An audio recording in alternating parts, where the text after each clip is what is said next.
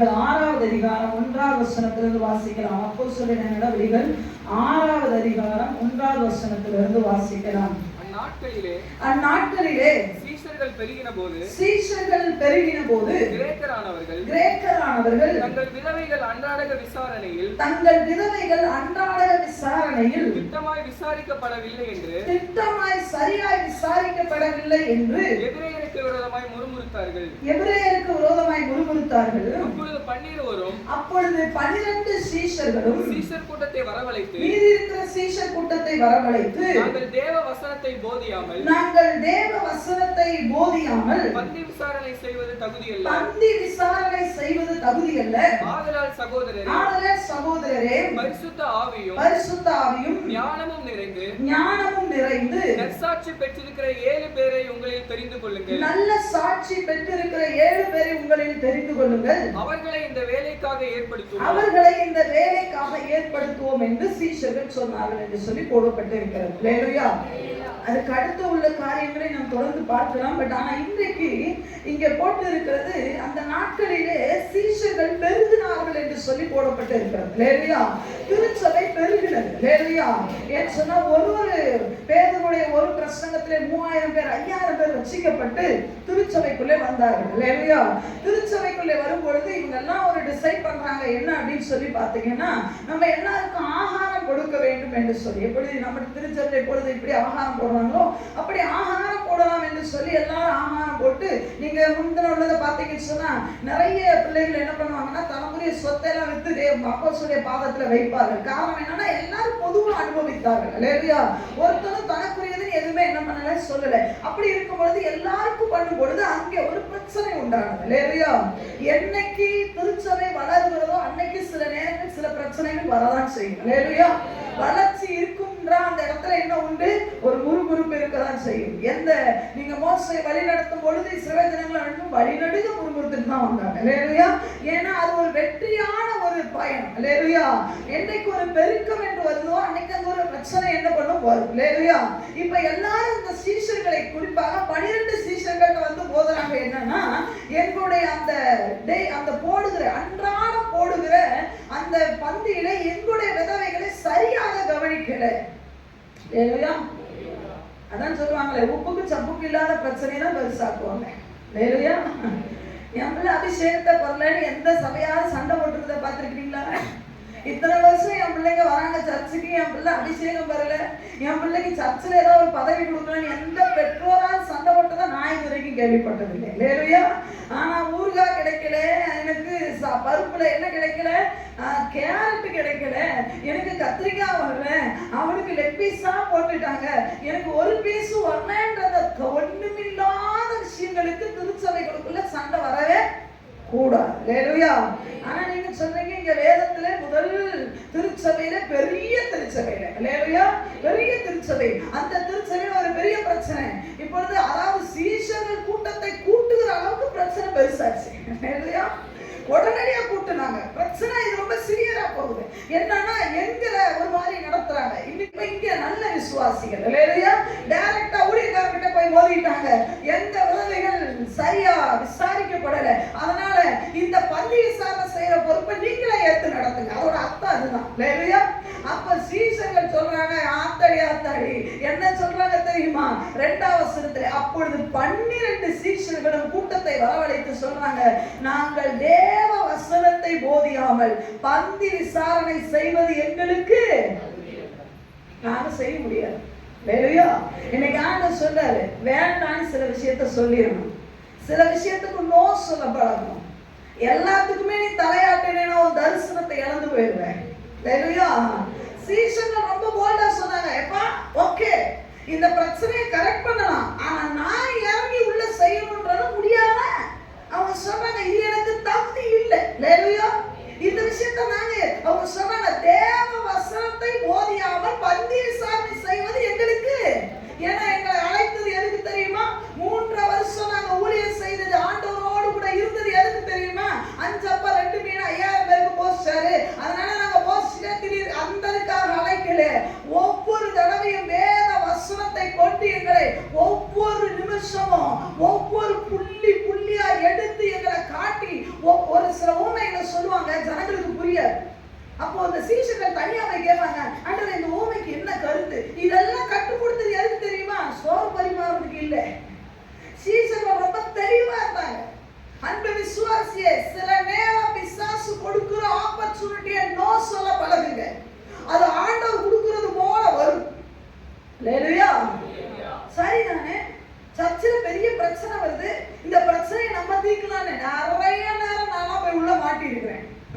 நிறைய நேரம் விளைவு என்ன தெரியுமா? திருச்சபையில குழப்பம் தான் நேர்ந்துருக்கு ஒழிய அது சால்வானது பாட காணும். ஏன் தெரியுமா? ஊழியக்காரன் வசனத்தை மட்டும்தான் போதிக்கணுமே ஒழிய, எத்தனையோ பேருக்கு நான் எவ்வளவு இடத்துல எவ்வளவு பெரிய நன்மை செய்திருக்கிறேன். எங்க அம்மா ஆனா சொல்லுவாங்க, இது உனக்கு வேலை கிடையாது, இந்த வேலையை நீ செய்யக்கூடாது. நல்லதுதான் செஞ்சிருப்பேன் இல்லையா? அது நல்லதுதான், அது தேவையானதுதான். ஆனா ஒத்த பிரயோஜனம் ஒருவே மதிச்சிருக்க மாட்டான். இப்ப ஆண்டவர் சொல்றாரு, சீஷர்கள் சொன்ன மாதிரி தைரியமா சொல்லணும், இது நான் செய்ய மாட்டேன். இல்லையா? இல்லையா? ஆனா இது கரெக்ட் பண்றதுக்கு சில பேரை நியமிக்கலாம். பட் நான் இதை என்ன பண்ண மாட்டேன், செய்ய மாட்டேன். இதுக்குள்ள நான் நுழைய மாட்டேன். வாலிப பிள்ளைங்க சொல்லும், உன்னோடு வர மாட்டேன். இல்லையா? சில பேர் கூப்பிடுவான், என்ன தெரியுமா? நீ வந்தா நானும் சர்ச்சுக்கு வரேன். நீ சொல்லு, நோ. நீ சர்ச்சுக்கு வந்தாலும் சரி, நீ சர்ச்சுக்கு வரலனாலும் சரி, நான் வரமாட்டேன். உங்களை நான் இதை செய்ய மாட்டேன், நான் இப்படி பேச மாட்டேன். சொல்றதுக்கு எத்தனை பேருக்கு தைரியம் இருக்கு? நமக்கு தைரியமே இல்லை. ஐயோ, நிறைய பேர் விடுத்து போறது எதுல தெரியுமா? விசுவாசிகளே, ஐயோ அந்த நாளைக்கு சர்ச்சுக்கு வர்றேன்னு சொல்லி சொன்னான்னு சொல்லி விபச்சாரத்துல விழுந்த கூட்டம் நிறைய பேர் விடுத்து கிடக்குறான். நம்மகிட்ட சொல்லுவான், என்ன தெரியுமா? நீங்க இன்னைக்கு வந்துருங்க, நாளைக்கு நான் உங்க சர்ச்சுக்கு வரேன்னு சொல்லுவான். நாளைக்கு நான் ஏசு கும்பிட வரேன், வரவே மாட்டான். இல்லையா? அன்பு இருக்குன்னா நம்ம கிட்ட டீல் பேசவே மாட்டாங்க. உன் மேல அன்பு இருக்கு, உன் மேல நல்ல எண்ணம் இருக்குன்னு சொன்னா உன்கிட்ட டீல் பேசவே மாட்டான். சடனா அவன் பின்னாடி வருவான். அவன் டீல் பேசிட்டானாவே நீ தெரிஞ்சுக்கோ. இன்னொன்னு என்ன தெரியுமா? நல்ல விஷயத்துக்கு பண்றது ரெண்டாவது பண்ணலானும். இல்லையா? நோ சொல்லிடு, போல்டாவே நோ சொல்லிடு. அவங்க என்ன நினைப்பாங்க? அவன் நம்மளை பத்தி எதுவுமே நினைக்கலங்க. இன்னைக்கு உலகம் தாங்க நம்மளை ஏதாவது மதிச்சு நினைக்குதான். ஐயோ அவங்க என்ன நினைப்பாங்க, நம்மளை ஏதாவது நினைச்சு பாக்குதா? நம்மளை பத்தி ஒரு கவலையும் கிடையாது. நம்ம வந்தோமா வரலையா, நம்ம வருவோமா மாட்டோமா எதையுமே யோசிக்கிறது. அவங்க இஷ்டத்துக்கு என்னத்தையும் வச்சுக்கிறாங்க. ஆனா நம்மளை குறிச்சு கவலை இல்லை. ஆனா நாம தான் அவங்கள குறிச்சு ஐயோ ஏதாவது தப்பா நினைச்சுப்பாங்களோ நினைச்சா நினைச்சிட்டு போறாங்க. ஆண்டவர் தப்பா நினைக்க கூடாதுன்னு நீங்க நினைச்சீங்கன்னா சில விஷயங்களை தேவ சமூகத்துல உட்கார்ந்து கொஞ்சம் அலசி பார்த்து இதை செய்யலாமா வேண்டாமான்னு கேட்டா ஆன்சர் வந்து நோன் விழுந்ததுன்னா போல்டா பேபியாவே கூட இருந்தாலும் என்னை பார்த்து நிமிர்ந்து சொல்லுங்க, நோ சிஸ்டர், என்னால இதை செய்ய முடியாது. ஏன் தெரியுமா? தேவ சுத்தம் அது இல்லை. வேலையா? தேவ சுத்தம் இல்லாதத நானே செய்ய சொன்னா கூட நீங்க போல்டா சொல்லலாம், இது தேவ சுத்தம் இல்லை என்பது. ஆனா எனக்கு சொல்லணும், தேவ சுத்தம் எதுன்னு என்கிட்ட விலகி காட்டிடும். நிறைய பேர் தேவ சுத்தம் சொல்லி என்கிட்ட ஏமாத்துறது. வேலையா? ஆண்டவர் அந்த பொண்ணதான் காட்டுனார், அதுதான் தேவன். எத்தனை பேர் அப்படிலாம் பில்டப் படிச்சிருக்கிறத நாங்களாம் பார்த்துருக்கோம். எப்படியும் ஆண்டவர் காட்டாரு. வசனத்தை ஆதியாகமத்துல இருந்து வெளிப்படுத்துற விசேஷம் வரைக்கும் ஆகமங்களை சொல்லுன்னு சொன்னா தெரியாது. ஆதியாகமம், யாத்திரா, லேவியரா, என்ன உபாகம், யோசுவா, நியாயத்தீர்ப்பு, ரூத், ஒன்று சாக சொல்லுன்னா தெரியாது. ஆனா அந்த பிள்ளைய காட்டுனா அதை மட்டும் எப்படி காட்டுவாரு? நான் சொல்றேன், தலையை கொட்டி செவனி வாங்கல அடிச்சு ஆதியாகம யாத்திரா ஒழுங்கா பண்றேன்னு சொல்றதுக்கு ஆண்டவர் காட்ட மாட்டானா? ஆனா அந்த பிள்ளைய அழகா அவ வீட்டை அவ ட்ரெஸ் எல்லாம் காட்டிட்டானா அவளதான் கல்யாணம் பண்ண வேண்டிப்பா. இவனை நான் நம்புவேன். பெற்றோராகிய நீங்க வேணா நம்பலாம், நான் நம்ப மாட்டேன். நீங்க வேணா குடியில போய் விழுங்க. வேலையா? அப்படிப்பட்டவங்களே என் பிள்ளை அப்படி சொல்றான்னு தூக்கிட்டு என்கிட்ட வராதுக்கு இங்க கிட்டே நெருங்கிட கூடாது. நீயாச்சும் உன் பிள்ளைய சாவு அப்படியே போய் என்கிட்ட வந்தியா தெரிக்கணும். வேலையா? ஆமென். வேலையா சொல்லுங்க. உள்ள தேவ சுத்தம் ஜோம். அப்படி எத்தனை மணி நேரம் ஜோம் பண்ற? உன் பிள்ளைக்கு தேவ சுத்த தேவ காட்டி இருக்கா தானே? எத்தனை மணி நேரம் உன் பிள்ளை ஜோம் பண்றான்னு கணக்கு போட்டு பாரு. ஒரு இளவு ஜோம் இருக்காது. பைபிளே தூக்கி இருக்க மாட்டான். இவருக்கு தேவன் சொப்பனத்தை காட்டிடுவார். இவரு பெரிய யோசேப்பு அப்படி இவருக்கு காட்டிட்டு பல்ல வரணும்னு அங்கே போட்டு சுத்தி திரிகிறார். இவருக்கு தேவன் சொப்பனத்துல வேற காட்டுறாரு. உடுத்து உடுத்து என் கதறம் ஒரு சொப்பனம் வர மாட்டேங்குது, ஒன்னையும் காண மாட்டேன்றான். இவருக்கு சொப்பனத்துல வேற பிள்ளைய வேற காட்டி இவனுதான் கல்யாணம் பண்ணணும்னு வேற சொல்லிட்டான். எங்க எங்கங்க இருக்கிறீங்க? எங்கெங்க பெட்ரோல் இருக்கிறீங்க? பிள்ளைகள் என்ன சொன்னா ஆமா போடாதீங்க, அவன் நல்ல ஒன்றை வச்சு வாங்குறான். இல்லையா? இப்போ இப்போ சீஷர்கள் என்ன சொல்றாங்கன்னா, முடியாதுப்பா உடனே சொல்றாங்க. நோ, இதுக்கு சில பேரை ஏற்படுத்தலாம், அது ரெண்டாவது டாபிக். இவங்க சொல்றாங்க, ஏன்னா நான் போக முடியாது, நான் இந்த வேலையை செய்ய முடியாது, நான் வசனத்துக்காக காத்திருக்கணுமே ஒழிய நாளைக்கு என்ன சோறு போடலாம்னு சொல்லி உட்கார்ந்து காத்திருக்க முடியாது. இந்த பந்தியில யாரும் உட்கார வைக்கலாம்னு நான் உட்கார்ந்து யோசிச்சுட்டு இருக்க முடியாது. யோனா ஆண்டவர் பணியை செய்யற வரைக்குமே பிரச்சனை இல்லை. அடிக்கடி நான் சொல்றேன், யோனா தேவ பணியை செய்யறவன். இந்த அசீஸ் கப்பல்ல ஏறினா கப்பல்காரனுக்கும் பிரச்சனை, யோனாவுக்கும் பிரச்சனை. அந்த விசுவாசியே, நீ போற கப்பல் சரியா இருந்ததுன்னா உனக்கும் பிரச்சனை இல்லை, உன் குடும்பத்துக்கும் பிரச்சனை இல்லை, உன் திருச்சபைக்கும் பிரச்சனை இல்லை. ஆனா நீ தேவ தரிசனத்தின்படி போகிற, நீ பிசினஸ் மைண்ட்ல இறங்கிட்டேனா அது தர்சீஸ் கப்பலே ஆடும். பிரச்சனையா இருப்பா, பார்த்து கவனமா. வேண்டாம் சில விஷயத்தை தேவன் சொல்றாரா, நோ சொல்லிடும். அது நமக்கு செட் ஆகாது. இதுக்கு வேதத்துல இருந்து உங்களுக்கு தெரிஞ்ச ஒரு நபரை நான் 4 நபரை எடுத்திருக்கிறேன். அது 1 சாமுவேல் 17 ஒரே ஒரு விஷயத்தை மட்டும் நான் உங்களோடு கூட பகிர்ந்து கொள்ள நான் ஆசைப்படுகிறேன். 1 சாமுவேல் 17 அதிகாரம் 32 வசனத்தை நமக்கு தெரிந்த சம்பவம் தான், ஆனால் நீங்க தேவன் நம்மளோடு கூட பேசுவார். 32 வசனத்தை வாசிக்கலாம். 17:32. தாவீது சவுலை நோக்கி இவன் நிமித்தம் ஒருவனுடைய இருதயமும் கலங்க வேண்டியதில்லை. இது எந்த சம்பவம் சொன்னா, கோலியாத் 40 நாள் சொல்லி நிந்திட்டு இருக்கிறார். ஒத்தைக்கு ஒத்த வாங்கடா, நீங்க நேரடியெல்லாம் சண்டை போட வேண்டாம், கூட்டமான சண்டை போட வேண்டாம். நீ ஒத்த போது நான் ஒத்த போதுறேன், நான் ஜெயிச்சா நீங்க அடிமை, நீங்க ஜெயிச்சா நாங்கள் அடிமை சொல்லி டீல் போட்டு இப்ப நிக்கிறான். 40 நாள் கோலியாத்தை யாராலையுமே என்ன பண்ண முடியல, ஜெயிக்க முடியல. இப்போ எங்க இருந்து தாவீது வருகிறார், வந்தோடனே உங்களுக்கு நடந்த சம்பவங்கள் தெரியும். இப்ப சொல்ற 32 வசனத்துல தாவீது சவுலை நோக்கி இவன் நிமித்தம், கோலியாத் நிமித்தம் ஒருவனுடைய இருதயமும் கலங்க வேண்டியதில்லை. சவுலே சேர்த்து சொல்லு, பயப்படாதயா, யாருடைய இருதயமும் கலங்க வேண்டியதில்லை. உங்களுடைய அடியானாகிய நான் போய் இந்த பெலிஸ்தனோட யுத்தம் பண்ணுவேன் என்றார். இந்த பெலிஸ்தனோட யுத்தம் பண்ணுவேன் என்று சொல்லுகிறார். தாவீது சொல்லுகிறார். தாவீது யார் தெரியுமா? சுமூட்டு ஆடு மேய்ச்சிட்டு. இப்பொழுது நான் தாவீது உங்களுக்கு காட்ட போகிறேன். இப்போ இவர் என்ன சொல்றாருன்னு சொல்லி பார்த்தீங்கன்னு சொன்னா, இத பட்டன் மட்டும் எடுத்து தாவீது என்ன சொல்றாருன்னா, என்ன சொல்றானா, இவனை வச்சுலாம் யாரும் என்ன பண்ணாதீங்க, பயப்பட வேண்டாம், கலங்க வேண்டாம், நான் போய் என்ன பண்ணுவேன், இந்த கோலியாத்தோடு கூட யுத்தம் பண்ணுவேன். மேல இங்கேயும் பார்க்கலாம், ஜோசப்பு மட்டும் பெருத்து போய் திரிகிறாரு, பிள்ளைக்கு சோறே போட்டு வளர்க்கிறது.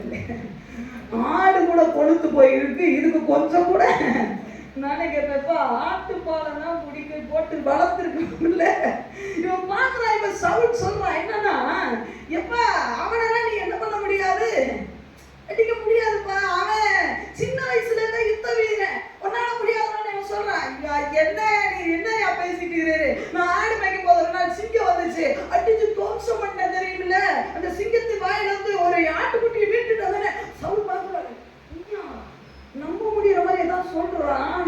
உங்க அம்மாட்ட சீட் போட்ட மாதிரி அண்டால சீட் போடாத, உங்க அம்மா ஏமாந்துட்ட, நான் ஏமாந்துட மாட்டேன்னு சொன்னாலும் சொல்றான். ஆனா நீங்க இதை நம்பலைன்னா கூட கரடி ஒரு தடவை வந்துச்சு, என் ஆட்டுக்கள் குட்டியில இருந்து ஒரு ஆட்டுக்குட்டியை தூக்கிட்டு போனேன், ஒன்னா பாருங்கன்னு அவன் சொல்லும் போதே நம்பியாச்சு. பயவுல போய் சொல்ல மாட்டான், ஏன்னா அபிஷேகம் தலை மேல இருக்குன்னு சவுல் பாக்குறேன். ஏன்னா சவுலுக்குள்ளே அபிஷேகம் ஒரு நாள் இருந்தது இல்லை, அதனால பாக்குறாரு. சரி ஓகே, இப்ப எவ்வளவு 40 நாள் இதே இடத்துலதான் யாரு இருந்தா தெரியுமா? யாரு இருந்தா? இல்லப்பா நீ எந்திரிச்சுவா, யாரு இருந்தா நான் காட்டுறேன். இந்த பக்கம் இல்லைங்க, தாவீது இந்த பக்கம் நிக்கட்டும். இவர் என் கூட இருந்தார், பராக்கிரமசாலியா. ஜோயல் வாங்க, சீபன் வாங்க, டக்கு டக்கு எதிரியை பார்க்கலாம். நீ வா காட்டினா எந்திரி டக்குன்னு. இவர் பராக்கிரமசாலி, இவர்கள் எல்லாம் யார்? பாருங்க சூப்பரா நிக்கிறாங்க பாரு. ஏ அம்மா என்ன எனக்கு அவனா ஸ்டேஜ்ல ஏறி இப்படி ஜெயின்னு நினைச்ச நேரம் வந்து வரிசையா தெரியுறாங்களா? நான் எதிரி ஏறிங்க மூலிகைக்கு போய் அபிஷேகம் பண்ணிடலாம். கல்யாணம் கேட்கலாங்க ஐயா, இன்னத்த பச்சாரிக்கில போட்டுப்பா, கல்யாணம் பண்ணி கூடியனாவே கல்யாணம் பண்ணி வைங்கன்னு கேட்கறாங்க. மோசமான வயவுலைங்க, நீ முன்னாடி நின்னுப்பா. சரி, இப்ப இவங்கெல்லாம் யாரு? நான் யாரு? சவுல். நான் யாரு? அதெல்லாம் சந்தோஷமா சொல்லிருக்கேன். நான் யாரு? இப்ப பாத்து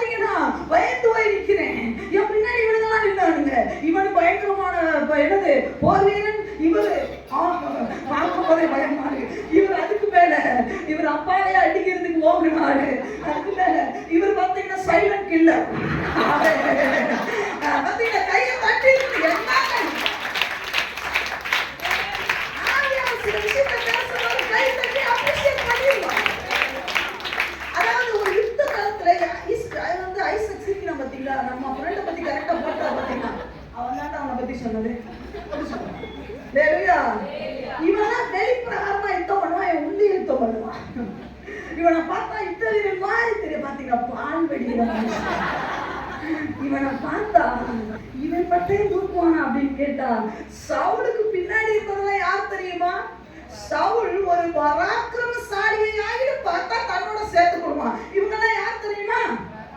40 நாள் பின்னாடியே தான் இருந்தாங்க. நான் மூஞ்சி பாக்குறேன். ஒருத்தங்களும் கோலியாத்த சண்டை போட்டுட்டு இருக்கான். ஜான போய் என்னப்பா கோலியாத்த நீ பண்றான், நான் என்ன பண்றதுன்னு தெரியல, நீ வேற கோலியாத்தோட போய் மோதிட்டு. சரி நம்மள்ட்ட போய் பார்க்கலாம்னா அவன் சொல்றான், இட்லி கடையை போட்டு என்ன வச்சு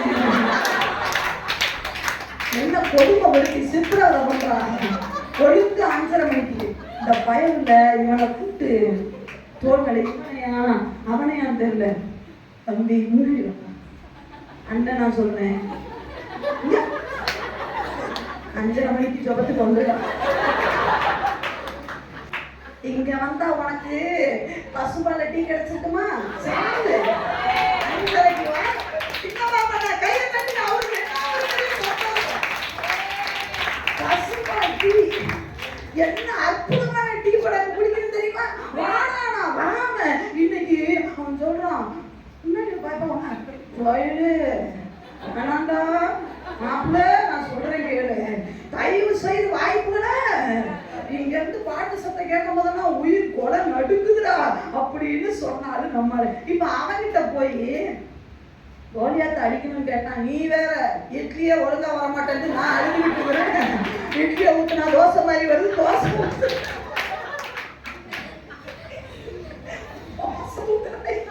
என்ன பண்றதுன்னே தெரியலன்னா நீ வேற கோலியாத்த அடிக்கணும்னா சரி அவனும் நிக்கிறான். ஆனா பராக்கிரமசாலிகள் இந்த பீப்பி எல்லாம் யார் தெரியுமா? பராக்கிரமசாலி. இவனை கூப்பிட்டு அவன் சொல்றான், எங்க அக்கா கடன் எப்ப முடியும், நான் எப்ப தாலி கட்டுவேன்னு பார்த்துட்டு இருக்கேன்.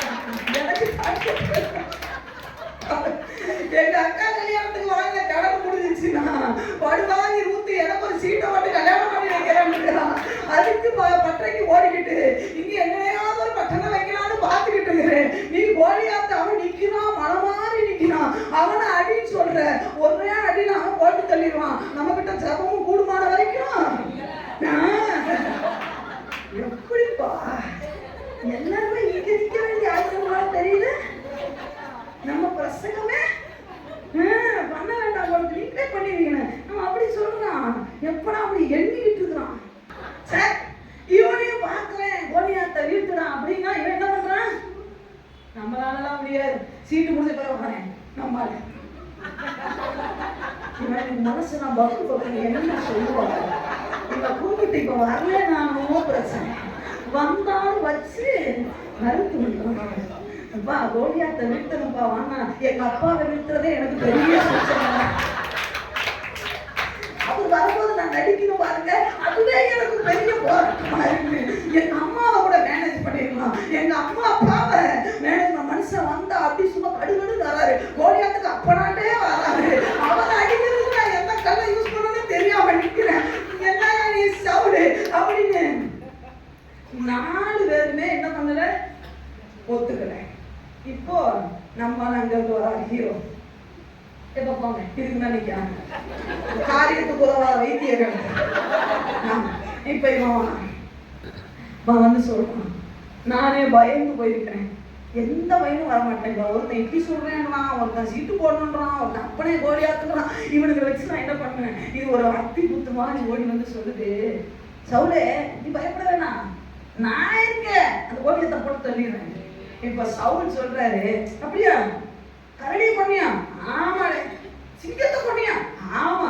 சரி ஓகே, நான் இப்போ அனுப்ப போறேன். என்னது எல்லாம் சொல்லுங்க, என்னது கோலியாத்தை கொண்டதுக்கு நீ போப்பா.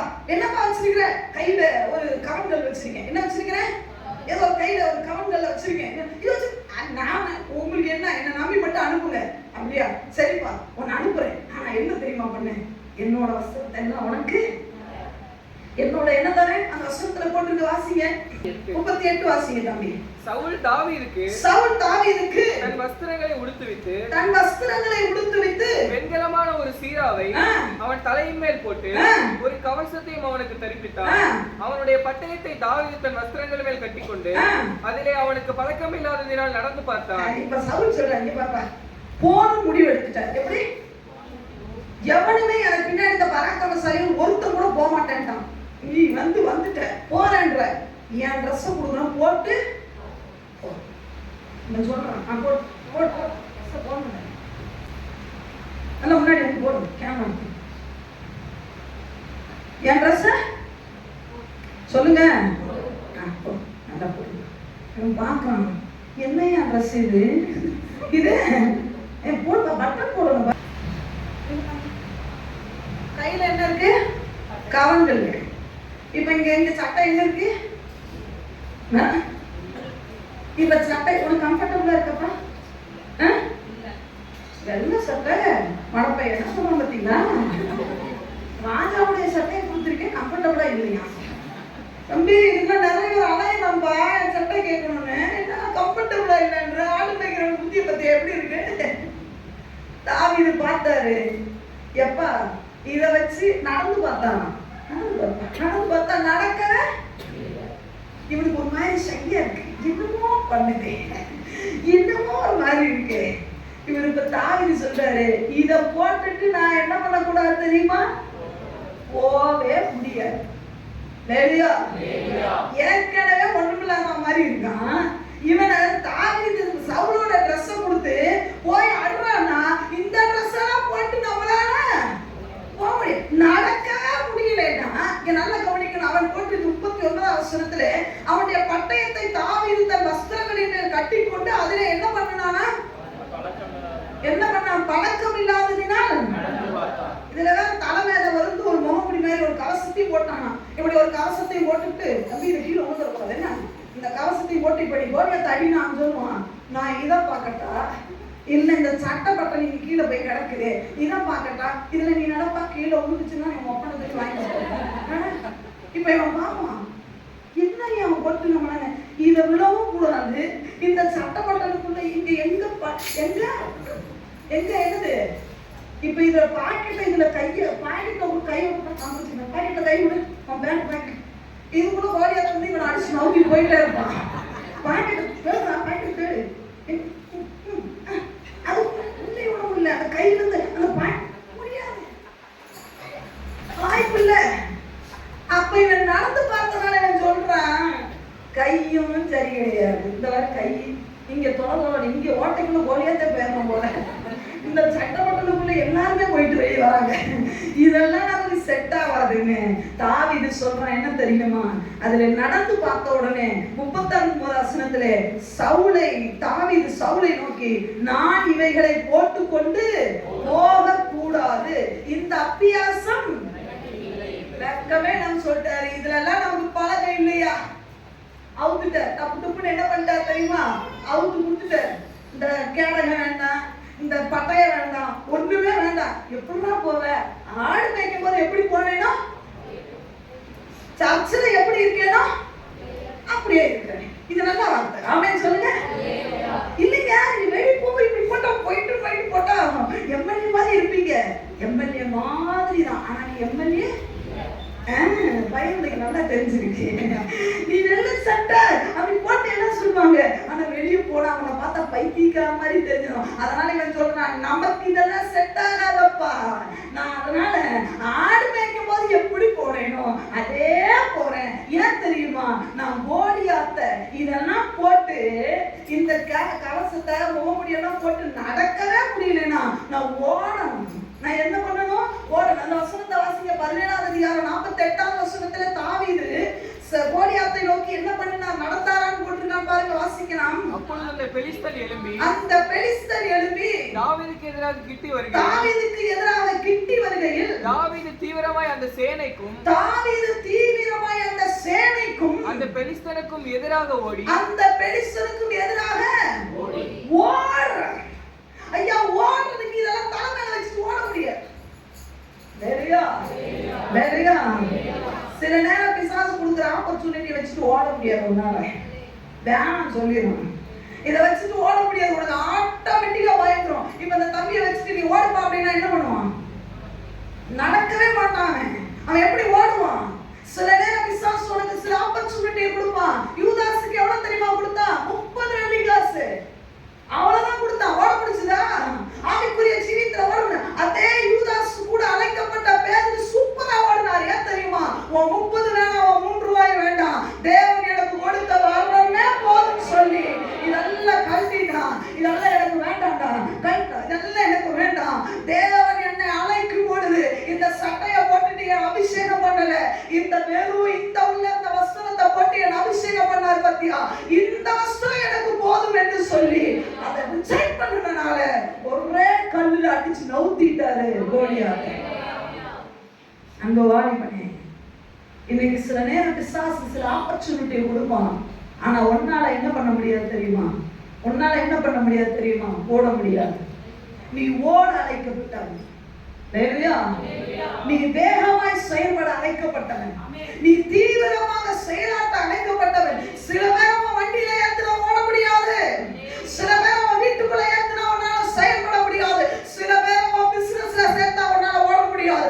சில பேரோடு கூட ஃப்ரெண்ட்ஷிப்பா இருந்தா உன்னால ஓட முடியாது. அந்த சட்டையை நீ கலட்டு, அந்த காரியத்தை நீ கலட்டிட்டு சொல்லு, எனக்கு இந்த அபியாசம் இல்லை, எனக்கு இது வேண்டாம், எனக்கு இந்த 30 வெள்ளி காசு வேண்டாம், இதை நான் வாங்கினேனா என் தேவனுக்காக செயல்பட முடியாது என்று சொல்லி ஐயா யூதாஸ் மாத்திரம் அந்த ஒரு வார்த்தையை சொல்லி இருப்பாரு. சொன்னா என்னங்க பேதுரு, என்னங்க யோவான், அதை விட தேவன் அவரை வல்லமையாக எடுத்து பயன்படுத்தி இருக்க முடியும். தேவன் ஒரு மாற்றத்தை கொண்டு வந்தார். ஆனா அற்ப காசுக்காக யூதாஸ் அந்த காரியத்தை ஓகே எடுத்துக்கொண்டார். ஆஹா, என்னத்துக்கு தெரியுமா ஆசைப்பட்டாரு? அற்ப வெள்ளிக்காக, அற்ப பணத்துக்காக கானானுக்குள்ள போக முடியலைங்க.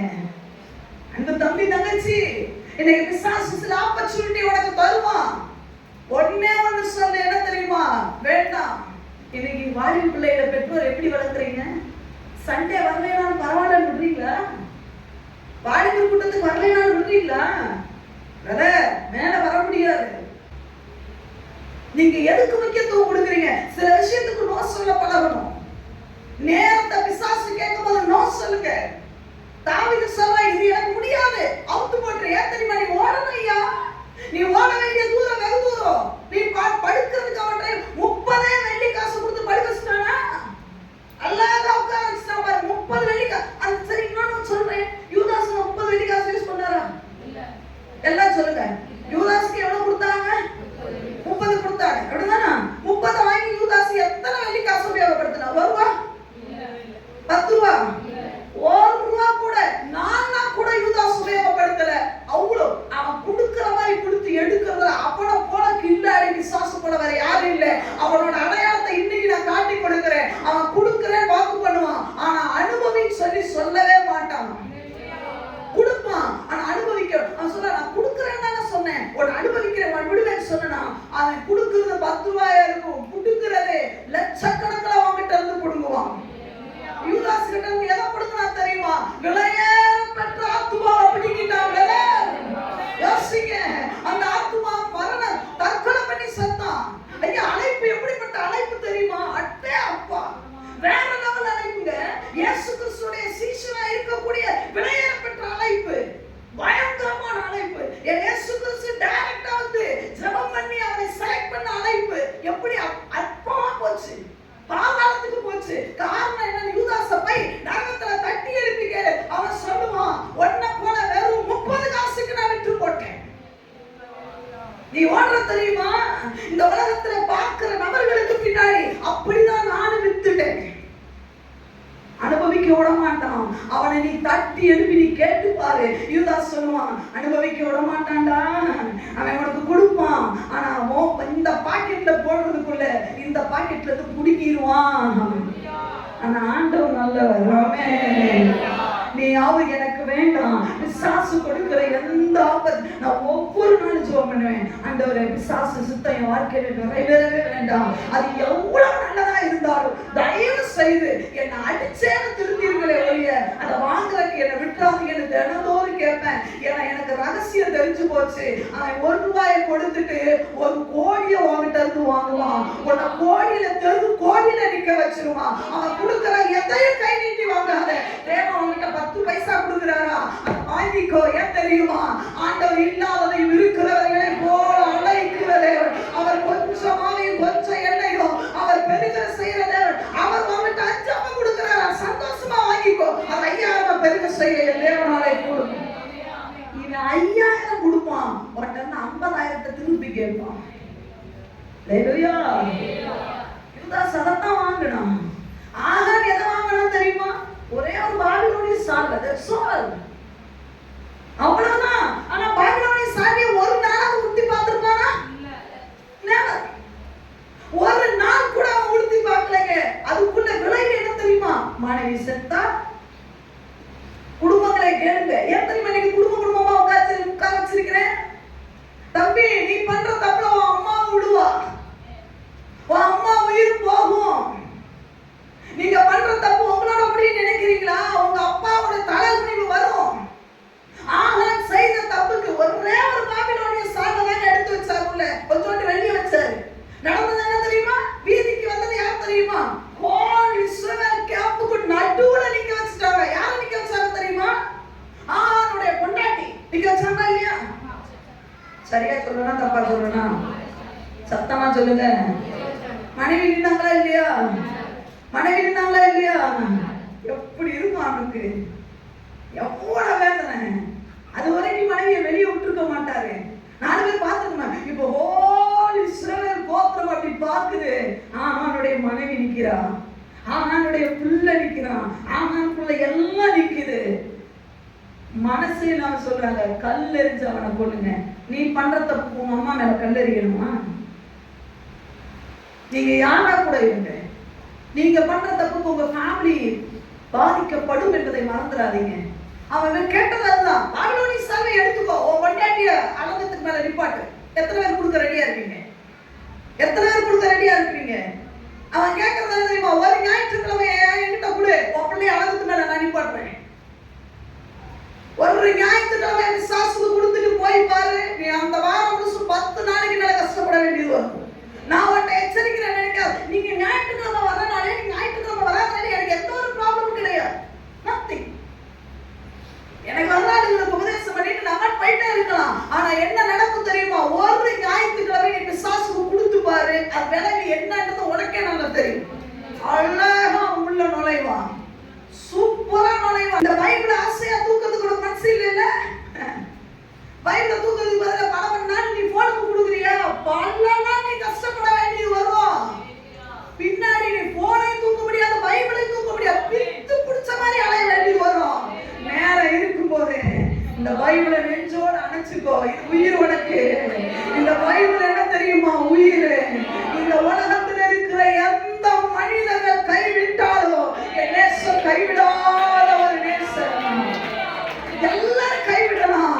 இந்த அப்பா என்ன கரம்பிடிச்ச தேவன் என்ன கைவிட மாட்டார். இதை தூக்கிடு.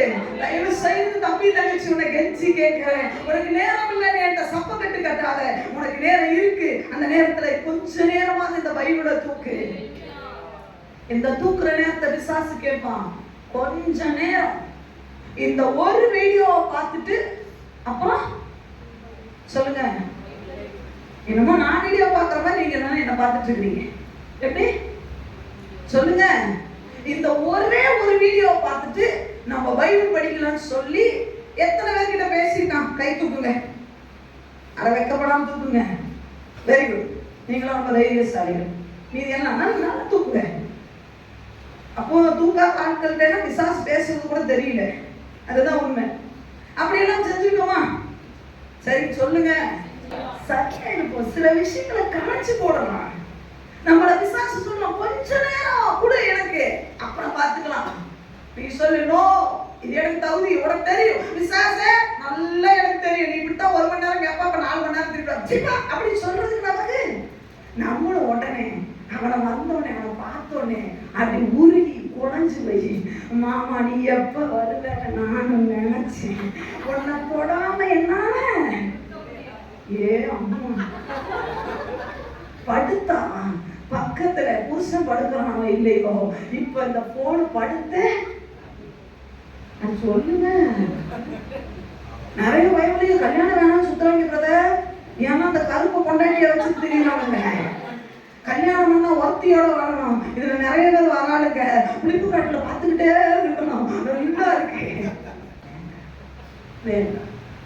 தாவித போல சீஷர்களை போய் சொல்லுங்க, நோ இது எனக்கு செட்டே, நான் ஆண்டவருக்காக நிக்க போறேன், இது என்னுடைய ஓட்டத்துக்கு தடையானது, நான் ஓட முடியாது, படுக்க வேணா இது சரியா இருக்கும், ஓட முடியாது.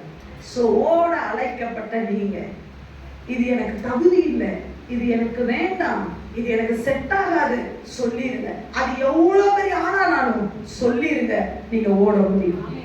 இல்ல கொஞ்ச நேரம் கொட்டலான்னு கொட்டிட்டீங்க, ஒரே ஒரு போன் கால் தான், ஒரே ஒருத்தர் கூட பேசணும், ஆண்டவர் உள்ள அழகா பேசுவார், வேண்டாம் இந்த ஆளோட பேசாத, இது தேவையில்லை, அது சொந்தக்காரனே கூட இருக்கட்டும், வேண்டான்னு சொன்னா கப்புன்னு ஆஃப் பண்ணிட்டு கடப்புன்னு படுத்துருங்க, முடிஞ்சு போச்சு.